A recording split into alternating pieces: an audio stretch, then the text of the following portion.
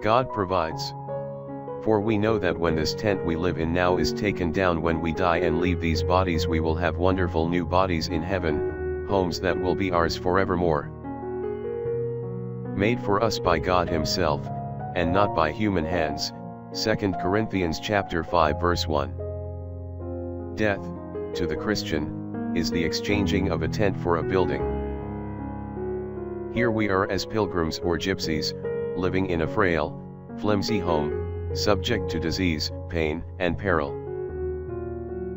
But at death we exchange this crumbling, disintegrating tent for a house not made with hands, eternal in the heavens. The wandering wayfarer comes into his own at death and is given the title to a mansion which will never deteriorate nor crumble.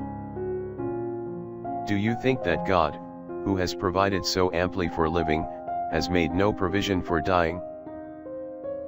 The Bible says we are strangers in a foreign land. This world is not our home, our citizenship is in heaven.